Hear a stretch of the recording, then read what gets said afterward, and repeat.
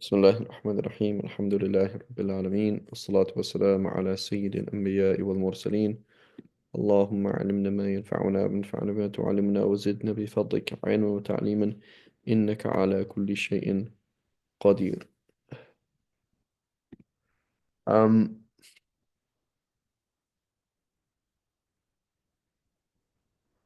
so we went through, we did Maghrib? Did we cover Maghrib? Did we the breakdown of Maghrib? I believe we did, right? We didn't do the breakdown of Isha, I think. The last thing you said about Maghrib. Oh yeah, yeah, we did Maghrib. Yeah, so now we're on to Isha, right?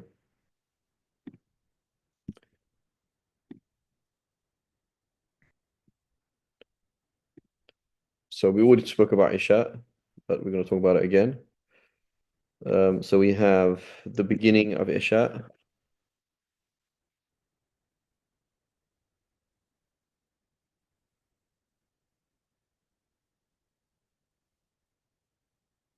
So when is the beginning of Isha? When the red light disappears. The red of horizon disappears.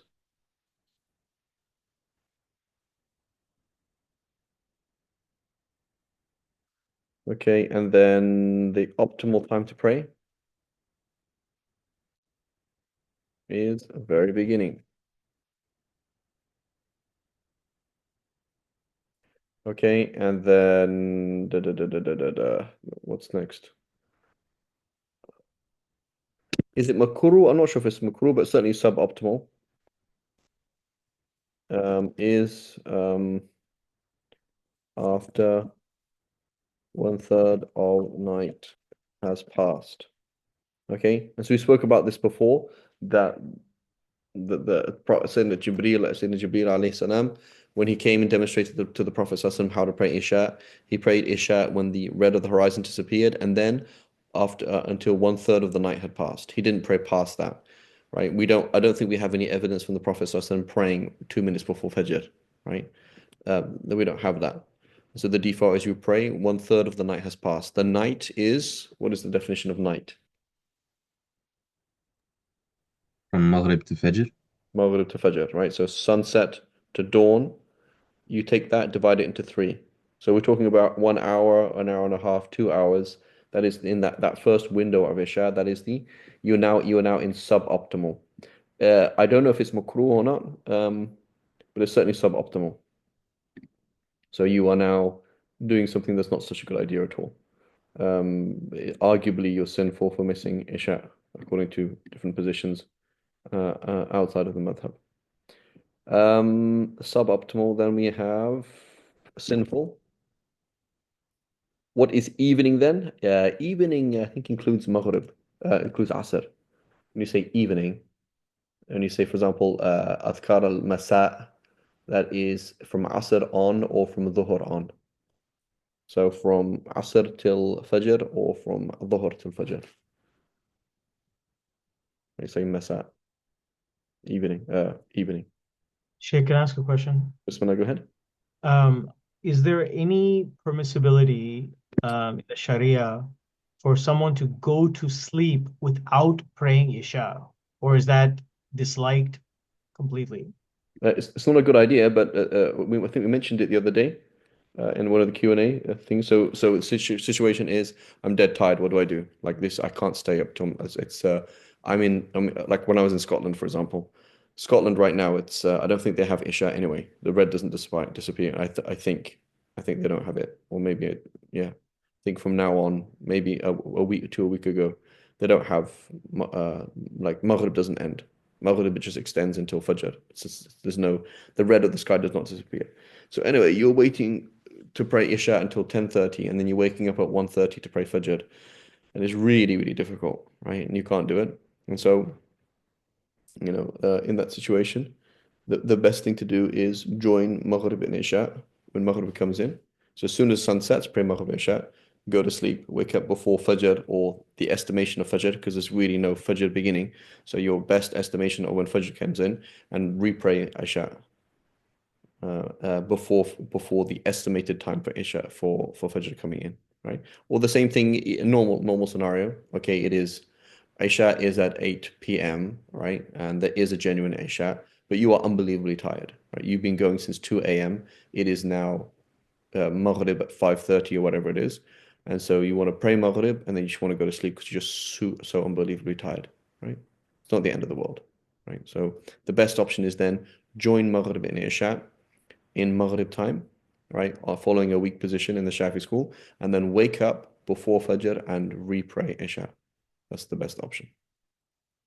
So, when push comes to shove, right? The principle is إذا ضاق الأمر اتسع, right? When things get tough, things get easier. That's the principle. So, and the opposite is the case, right? When things are easy, things get tough. Or when things are no longer tough, things become stricter. So you're totally fine.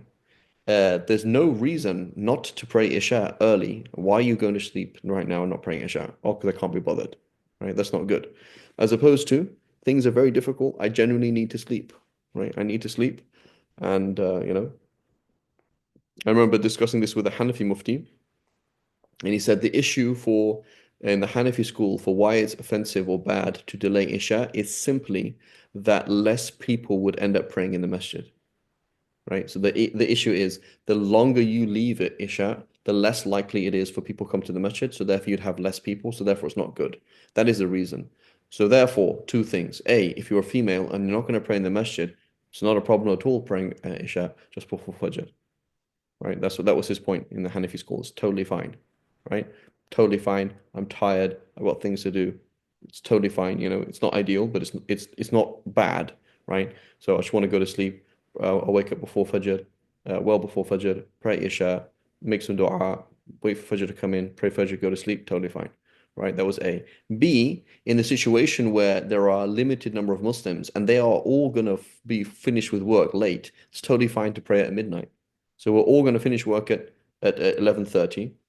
And so we all agree that, we're going to pray in Jama'ah at midnight.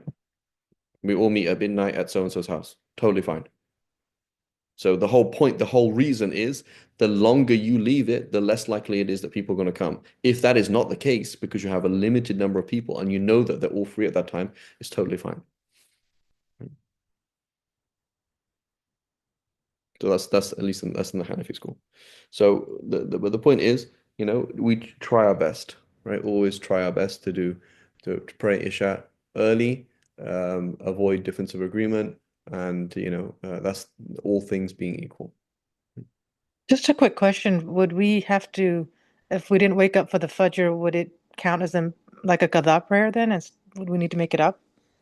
So what it is we are following a weaker position, right? So when you're saying I'm super tired and so this now allows me to join Maghrib and Isha, this is a genuine position in the Hanbali school and a weak position in the Shafi school, right? So when you say, so the issue is we don't know though, right? On Judgment Day, we don't actually know if that's true or not.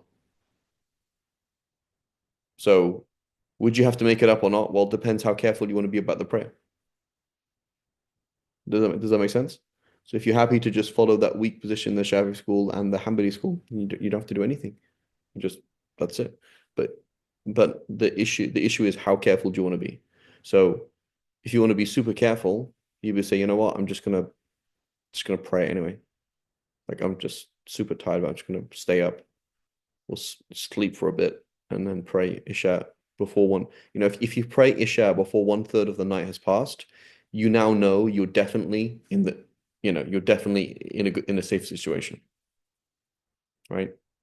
So it's all about how difficult it is and how much risk do you want to take, right? And certain situations, I remember I had this slide many years ago when 2 under 2, right? You have 2 kids who are under the age of 2.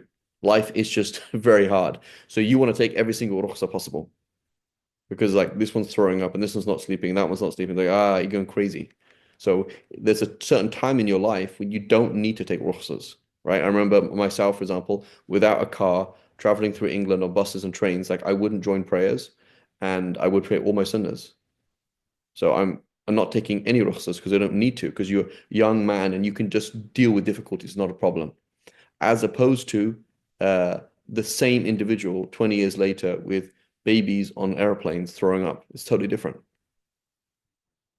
You know, so it's like so there's a time and a place for rukhsa, and there's a time and a place for azima, right? There's a time and a place to take an easy opinion, and there's a time and a place to not, right? So so when you say, do I have to pray Isha or not?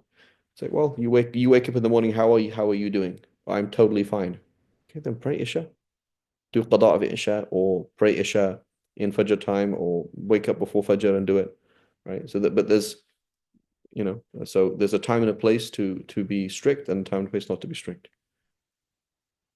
And there's people for yourself and for other people. That there are Shafis, they mentioned it is not recommended to join, but it's recommended to join if you're going to show other people how to join, because they're not going to pray anyway.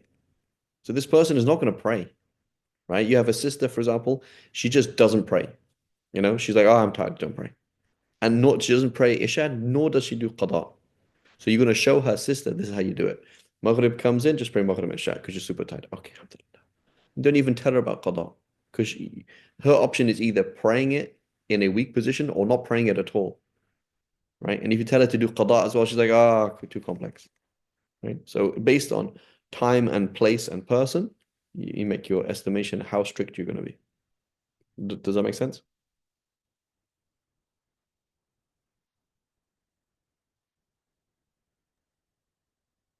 Yes. Okay. Okay, sinful time then. So when is the sinful time? After 1/2? After 1/2? No, it's not sinful, no. Oh, Oh, waiting then till right before Fajr. Good. How long before Fajr? Oh, like counting down the minutes Good. Right. So to you the say we're point going to where time you you. cannot, Yeah, the point go where you ahead. possibly cannot do the salah correctly or quickly on time.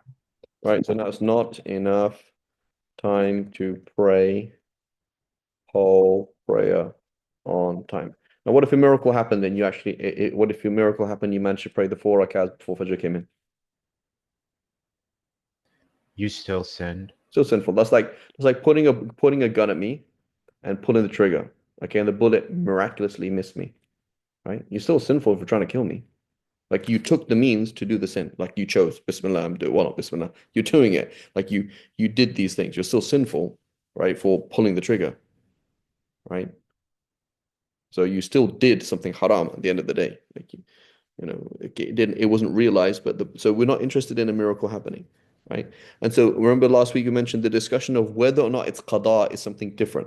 So, you happen to pray 2 rak'ahs on time and 2 rak'ahs out of time. Okay, well, the prayer is labeled as on time. That doesn't make you not sinful.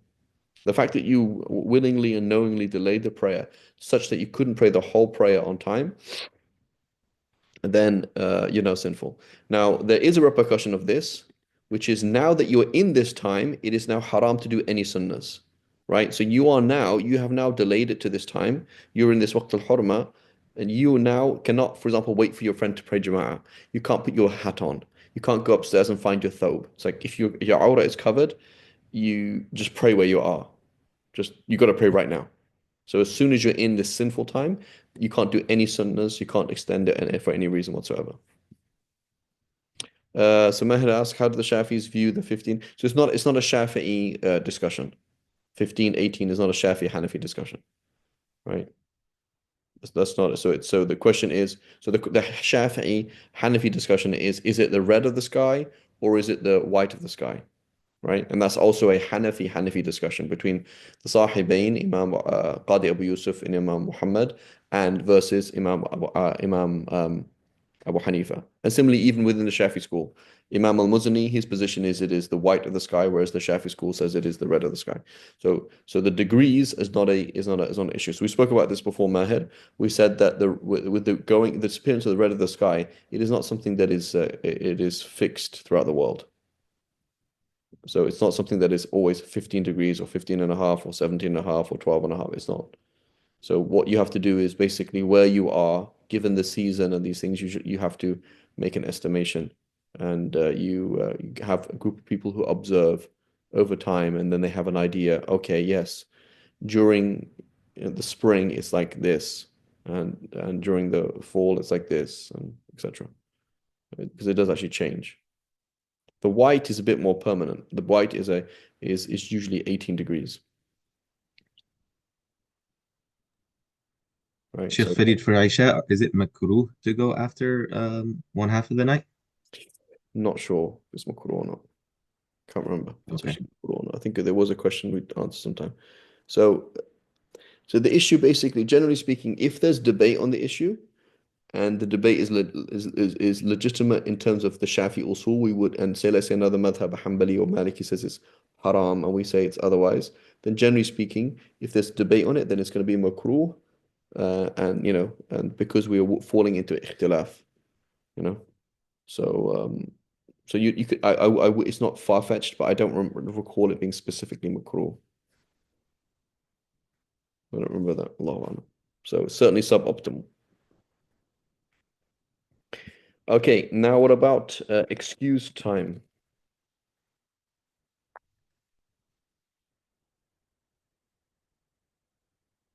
Yeah, so they say you have the word jawaz, right? So jawaz does not mean jawaz could be bila karaha, right? I have the book upstairs, inshallah, I can find it. So جواز قد يشمل الكراهة مكروه, right? وقد لا يشمل. It could when you say jaiz, it could be permissible while being offensive, and it could be permissible and not being offensive. Sometimes it's meant a non-offensive time, and sometimes it's meant just a non-haram time. So jaiz is a bit vague.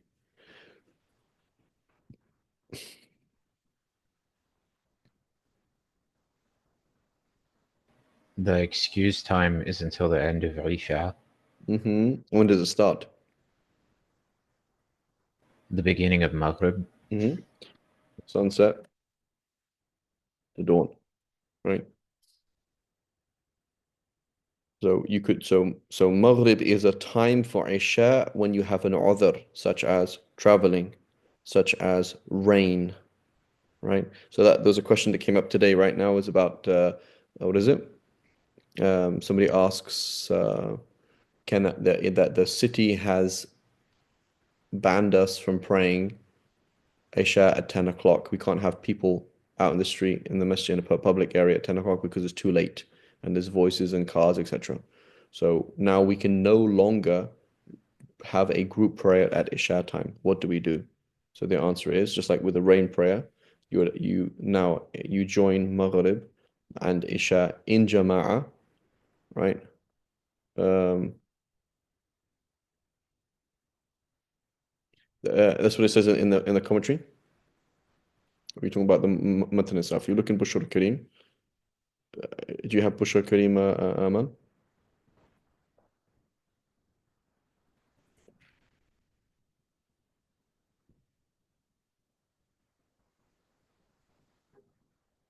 So it mentions وقت الكراهة. That's what it mentions. I'll check in the commentary. The Bushra Kareem I can check there inshallah. If you try and look at try and look in the commentary, Aman.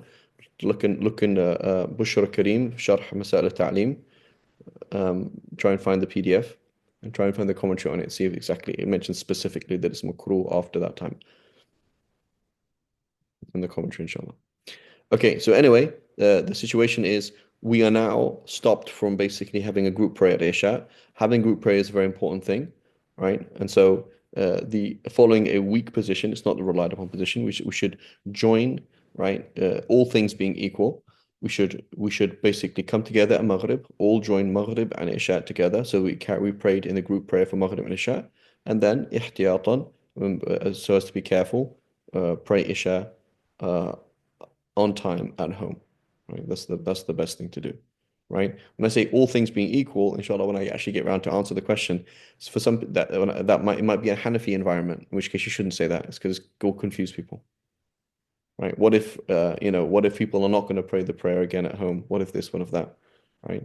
Then perhaps the better thing to say is, given that the city has not allowed people to gather outside at 10 o'clock, which is very late, and there has a basis, right? There is a basis. You're not a, you are, you know, I'm sure like churches or bars or whatever they have in certain areas, they're gonna have to close at certain times because people, it is an issue of sound, and so and it is late, that in a situation where people are going to get confused, it's better just to say we're just going to pray Maghrib in group prayer and nobody come to Isha. You're excused from coming to Isha because of this is the law of the land, etc. And there is a reason for that. And we're just going to pray at home. So this is an example of Isha finding its time, finding its way into Maghrib time. The default in the Shafi school is what? We're going to have joining for rain specifically, right? And that has conditions. And we'll talk about that. And joining for travel, right? So joining Maghrib and Isha uh, um, while being on a journey.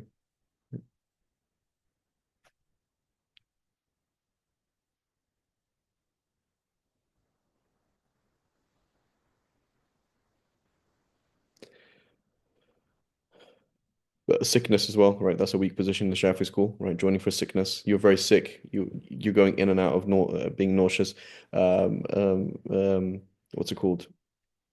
Possibility of going into labor, right? This week, any minute, any day, you could be giving birth. So Dhuhr comes in, you join Dhuhr and Asr, and then pray Asr on time again.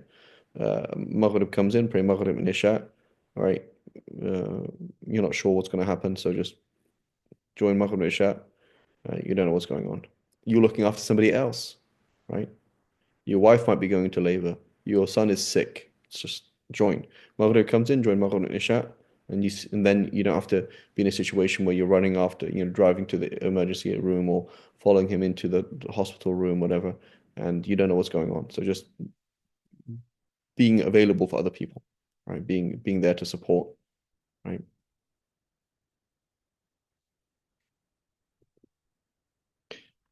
You with kids traveling, you don't know what's going to happen, right? Okay, so excuse time, sunset to dawn, and then duress time.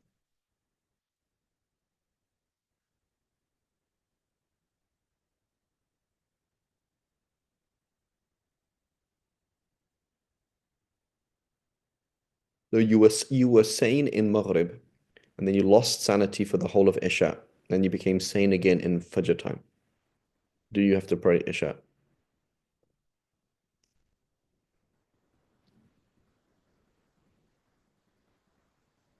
Sorry, could you Yes. repeat that? So you were sane in Maghrib time, you became insane in Maghrib time, and you regained sanity in Fajr time. Do you have to pray Isha? Yes. Yes. The answer is no. Oh God. Okay. Sheikh, I thought we talked about this last week. Isn't this the It's same the other way logic? around. So the scenario Uh, was you were insane in Maghrib time, and you became sane in Isha time. Okay, so what happens is because you're forced, it gets pushed into Isha time, but it doesn't get pushed back. So it gets pushed forward into its. So Maghrib gets pushed into Isha time because of duress, right? For Dhuhr it gets pushed into Asr time because of duress. Asr does not ever get pushed into Maghrib time ever. Isha never gets pushed into Fajr time. Fajr never gets pushed into Dhuhr time to begin with. But for the duress time, it doesn't go pushed back. It doesn't happen like that. So here's a distinction between uh, the relationship between Dhuhr and Asr and Dhuhr, or Maghrib and Isha and Maghrib. So you could join Dhuhr and you could join Maghrib. You could join Maghrib could be a time for Isha in terms of an other an excuse, but it's not a time in terms of duress. So if you were if you were sane in Maghrib time, that's and you became insane before Maghrib Isha came in, and it's not doesn't extend backwards into Maghrib time. So the duress time just is until dawn, right? So if you became now, so you finish your period 1 minute before Fajr, you became sane 1 minute before Fajr, you reach puberty 1 minute before Fajr, and you haven't already prayed Isha, you came out of your coma 1 minute before Fajr, you now have to pray Isha, and oh, by the way, you also have to pray Maghrib, right?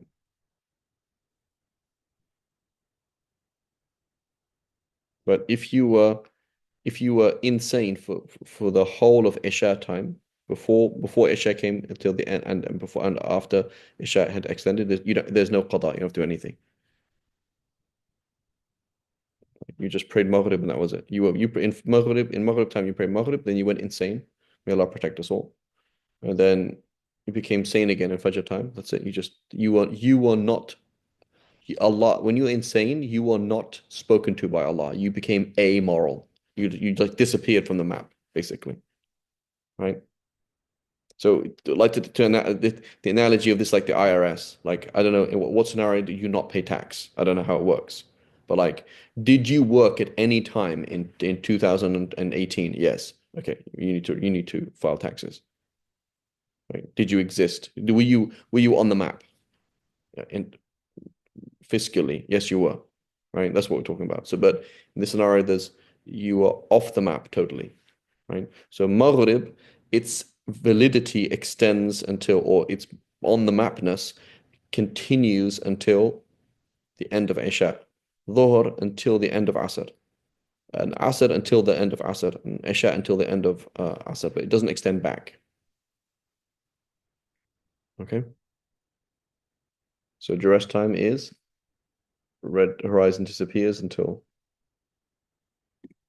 dawn. Right, same thing. Okay? Under general anesthetic. You went under general anesthetic before Isha came in, and you came out of general anesthetic after Isha had finished. You don't have to pray at all.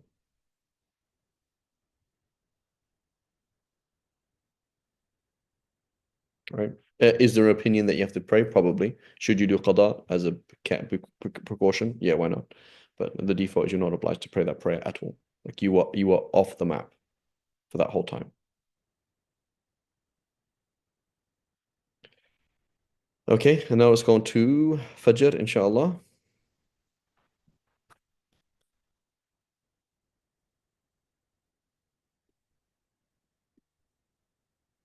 So Fajr is right. So now okay,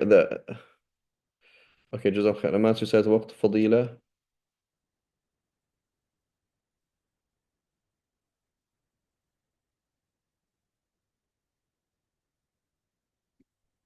So there we go, Aman. So Aman's telling us that there is a makruh time which is specifically ثم بكراهة إلى بقاء ما لا يسعه. بلا إلى فجر الكاذب. So Fajr al-Kadhib is not on all places in the world, but in certain places of the world, there is a vertical line of stars on the horizon. So this is maybe 15, 20 minutes before Fajr, right? So that's going to be makruh time. The makruh time for Isha then is that last 15, 20 minutes. Where in some places in the world there will be a vertical line on the horizon. That vertical line on the horizon will disappear, and then a horizontal line will start appearing. That's the beginning of dawn, right? So between fake dawn and true dawn. Jazakallah khair, Aman.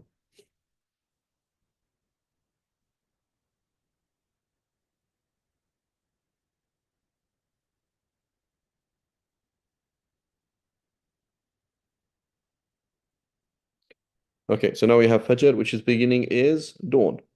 So then Amar had asked the same question. Okay, is it 15 degrees or is it 12 degrees or is it 20 degrees? What is it? So that's not a fiqh discussion, that is a scientific discussion. And the default is we don't even need to know that. The default is Allah subhanahu wa ta'ala tells us when dawn comes in, pray. What is dawn? It is the beginning of light on the horizon. That is it. We all agree on this. So it's not a fiqh discussion, nor is it a madhab discussion. Right? It's just that's something else. Now we decided to try and calculate it and we'll make timetables. Okay, we're going to have difference of agreement on dawn, etc. But usually it's 18 degrees as dawn. Excuse me. But it has been in reality it has before that as well. Right. So there was okay. Now optimal time. When is your optimal time to pray?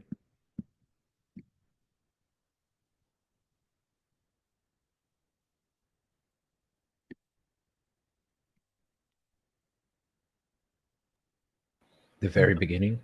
Very beginning. Right. So Fajr comes in, very beginning. Right. The default is as soon as Fajr comes in, you pray it.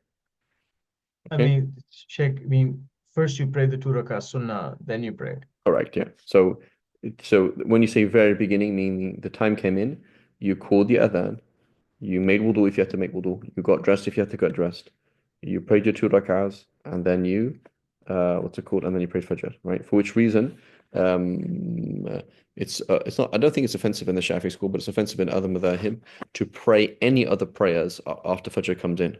So the only prayers you pray are the 2 rakahs before Fajr. That's it. And praying anything else is offensive. Like it's not a time to delay, nor is it time to do anything else. Okay, offensive time is when it is light outside, right? So you can now you go outside and you say, "Oh, I can see," right? So Imam Malik, at the beginning of the Muwatta, Imam Malik, demonstrates two things that the people, the Sahaba of Medina, prayed Asr early and they prayed Fajr early. Right, and he mentions that the women leaving the masjid and being unrecognizable because of the darkness. Like you couldn't, she's finished praying, and you look at her like, I don't know who that is at all. No idea. Right? They're wrapped up in their cloaks, and you couldn't tell who that person is. Right? So when it's light outside, right, this is now offensive. Right? Now that's all things being equal. Right? My favorite word, I think. Trying to count the times I say all things being equal, and references the matrix. That's all I talk about, right? All things being equal and the matrix. All things being equal, don't watch the matrix. There we go. Put them in one sentence. Um, uh, but what if I'm in a place, for example, where majority Hanafi? What if, for example, it means that most people are going to pray in the masjid? What if it's very difficult to keep changing the prayer time, and so we have one time for the whole month? And there's other considerations, but the default is we pray early, right? A female at home, for example, or if you're not going to pray in the masjid, you get up, and you wait for Fajr. It's definitely Fajr. Like it's not just it is Fajr, but it's definitely Fajr. You look at two different timetables. You look at two different calculations. Yeah, it's definitely Fajr. For example, 15 degrees. For example, it's definitely Fajr now. Khalas, now you should pray. Jazakumullah khair. I should say that.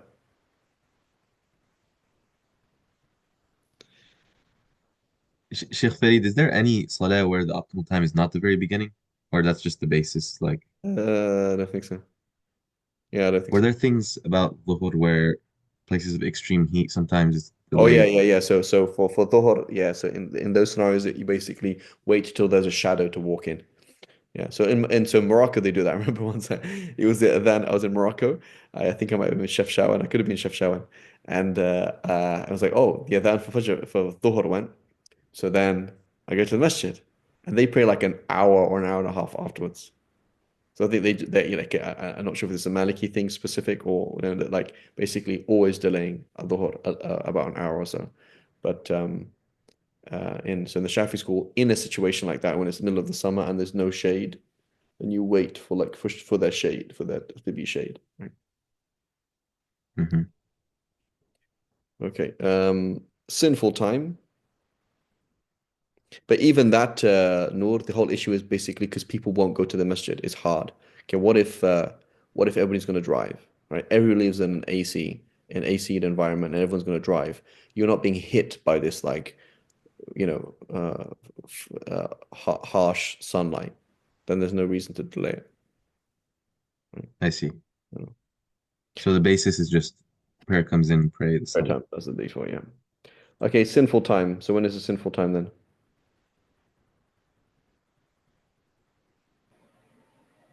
Is it when you when you can see outside, like what you can? That's this one. That's offensive time.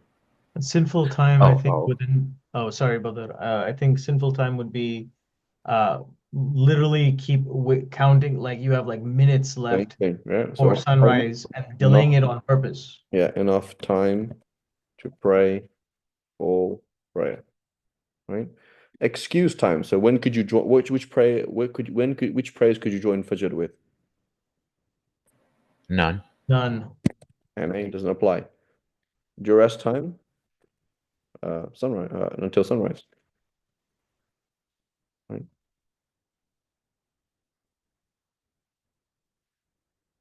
So she woke up at the beginning of Fajr to check if she was praying. Mm, and she's like, no, I'm still not pure. And then she happened to go to the bathroom at the very end, just before sunrise, and she's like, actually, my period has ended. So now she has to pray Fajr. Yeah, but sun is rising right now. Yeah, okay. The point is, until sunrise happens, 1 minute before sunrise, she now realized that she has to pray. Okay, so she goes and makes ghusl. Obviously, she didn't have enough time, but she has to pray Fajr. The point is, she was now obliged to pray, right? She was obliged to pray, right? He became sane 1 moment before sunrise. Okay, you have to pray. Even if you're not going to pray on time, you still have to pray. As opposed to 1 minute after sunrise, she realized she's pure. Okay, so when Dhuhr comes in, she's going to pray with Dhuhr. That's it. She doesn't have to pray Fajr. Okay, I think that's it, right? Yes. Okay, let's go back now to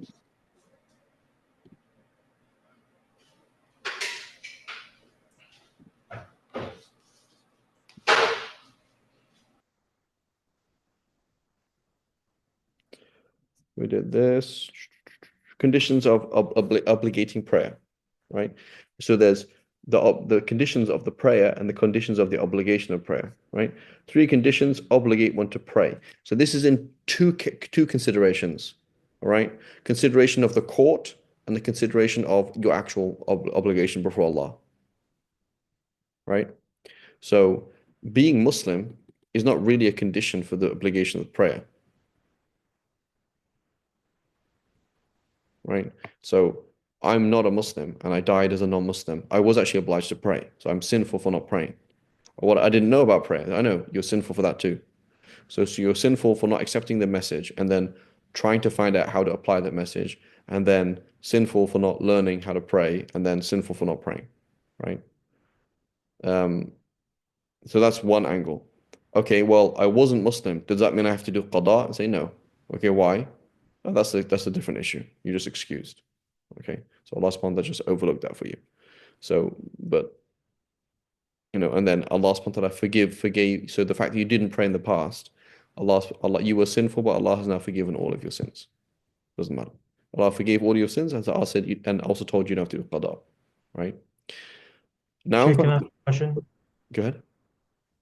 Is this, I think we've talked about this before, but is this the same idea that if somebody takes Shahada, they don't have to make up past Ramadans, right? Correct. They don't have to do qada of Ramadans or anything else. Now, here's If the they take madhab. Shahada in the middle of Ramadan, do they have to do the beginning No? or no? Why? Because in the Shafi school, maybe in the Maliki school, I'm not sure, but in the Shafi school, each day is an independent act of worship, right? So in the middle of Ramadan, it's not the middle of an act of worship. Each day is an individual act of worship. Okay, so now here's the other question. So there's a point of view of somebody who is a kafir. They did not become Muslim. They are sinful. So were they obliged to pray? Yes, they were obliged to pray. Yeah, but you said they're not. They have to be a Muslim in order to be obliged to pray. That's in terms of having to do qada. In terms of being obliged to pray, you're obliged to pray if the message of Islam has reached you, right? So you're sinful for not praying. Do you have to do qada? No, because you weren't Muslim and you became Muslim. Okay, now what about the court? So praying is actually a court issue because it's a criminal offense not to pray, right? So now, does the court have to force a Christian to pray? The answer is no. But if you are a Muslim, have reached puberty and not insane, the court will force you to pray. Right? You're obliged to pray. So we're talking on three different levels at the same time, right? That you mature, you reach puberty, right? So your children are not obliged to pray. Okay, so why am I obliged to have them pray? That's two different things. Just like your child is not sinful for cussing and saying bad words, right? But you're obliged to teach them not to swear, right? So I'm sure someone should go through the evolution of my accent and words, right? Before I came to America, the word cuss, right? I only know that from Mark Twain, right? From all these words from Mark Twain, from what was it, Huckleberry Finn and Tom Sawyer, etc. Right? And that, finally, I started saying things like fiddy and cuss, and because kids don't know what it means to swear, right? What does it mean? Like, don't use a swear words I teach at school, like, oh, you can't cuss, right? And then I'm gonna have my Malaysian British accent, which will be totally confused, mixed with some Aussies and who knows what. So somebody should do a 20 years of Fareed online and see what my accent sounds like. Anyway, so your child is not sinful for doing sins because they're not responsible, but you're obliged to stop them doing it, right? Two different things. Okay, so have they reached puberty? So they are obliged to pray. So what does that mean then? Again, what if so we said the scenario of a boy who reaches puberty in the middle of a prayer time. He is obliged to pray that prayer, right? If he hasn't already prayed that prayer. So if, as a non-pubescent boy, he prayed that prayer and then he went to sleep and he woke up and he had a wet dream, it is recommended for him to repeat that prayer. It doesn't have to though, right? Because he's already prayed that prayer. Um, okay, so he's reached puberty. And again, this is a huge concept, right? We do a great disservice to our children by treating them as kids, right? Basically. Like I just see this again and again and again, right? There's just so many things, disservice that we do to our kids, right? Withholding responsibility from them, protecting them from repercussions, which is really, really bad because repercussions are coming and they're coming pretty hard, right? And so, it's okay. The kid doesn't have to wash up, so the kid doesn't care. The kid gets ketchup all over his clothes because the kid doesn't have to clean the clothes. It's not useful at all, right? When you read the fuqaha talking about the past, the things were just very different because 7-year-old would look after themselves. So, why do we tell our kids to pray at 7? Because a 7-year-old is considered mature enough to live by themselves, basically. They do things by themselves. A 7-year-old is asked, do you want to live with mama or do you want to live with daddy? Because they're sane enough to make that decision and they're old enough to look after themselves. The dad gives them grain and they can make the grain into bread and eat it and get dressed and these kind of that's the picture of the 7-year-old of the past, right? And so there's a huge disservice we do to our kids by keep continually telling them that they're not responsible. They're just religiously responsible, but they're not actually responsible. It's not true, right? It's not true. Like you are now a 9-year-old girl and you are old enough to create life. You are now old enough to stand before Allah and answer for your deeds. That's a huge thing. Why is it a shock to her? Not because she's not mentally and physically ready. It's because we have continually told her from the age of 5, 6, 7, 8 that she's just a girl. She's just a girl. You're just a girl. You're not just a girl. You're a woman. And so in her mind, you keep telling her, you're just a girl. And she keeps acting like that, right? These are roles that we fit into, you know? Roles that we fit into. You just keep talking to somebody in a particular way, and they behave in that way. So, right, but when we talk to people, when there's repercussions, like, oh, you know, may Allah reward my mum. She didn't baby us at all, and it's very useful. I appreciate it. We had a very, very loving mother. She's still alive. We still have a very loving mother, but I don't remember her making us breakfast, and I don't remember her making me a lunchbox. Maybe I do. I can't remember.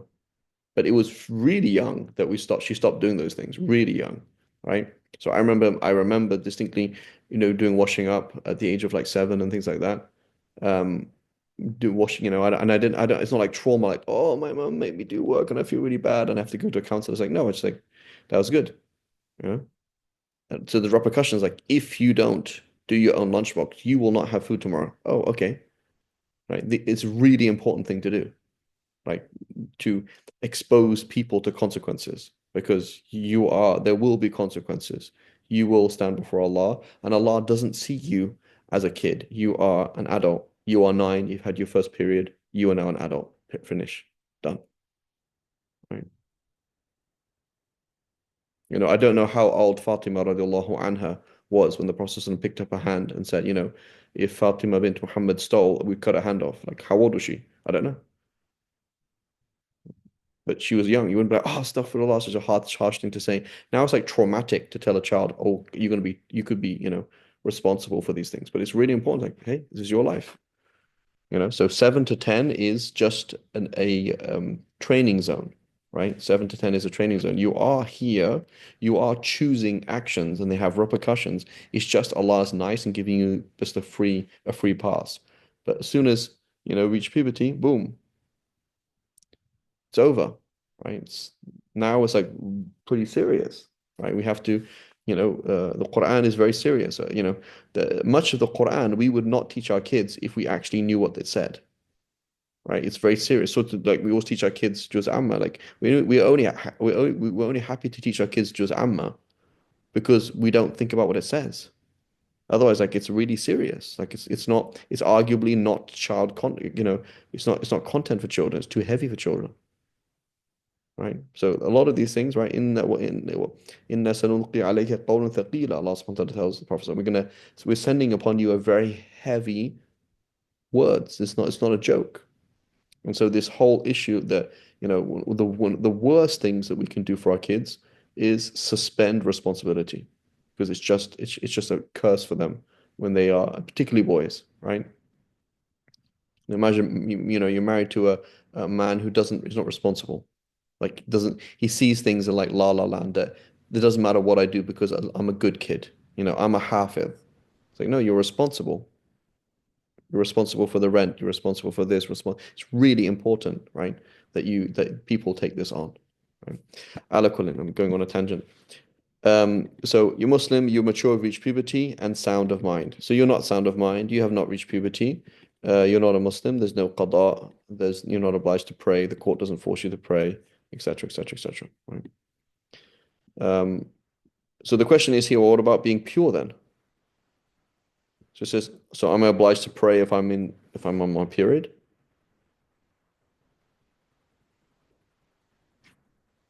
Right. So that's also a condition there. Right. And so when we say sound of mind, we don't mean, for example, sleeping. Right. So if you're asleep, you're still obliged to pray. In that you have to do a qada. Similarly, if you are under the influence of drugs that you caused without an excuse, so you took drugs, so you have gone insane, or you are high, like totally out of it, or on a total trip because of drugs, right? As opposed to going under general anesthetic. So under general anesthetic, you are not responsible to pray, right? So we mentioned before that prayer time until the end of its daruri time and then of its duress time for that prayer, you're not obliged to pray, right? Because you're not considered sound of mind. As opposed to being asleep, you are still considered sound of mind. خير. Inshallah, we'll stop there. وصلى الله على سيدنا محمد وعلى آله وصحبه وسلم سبحان الله وبحمدك أشهد أن لا إله إلا أنت نستغفرك ونتوب إليك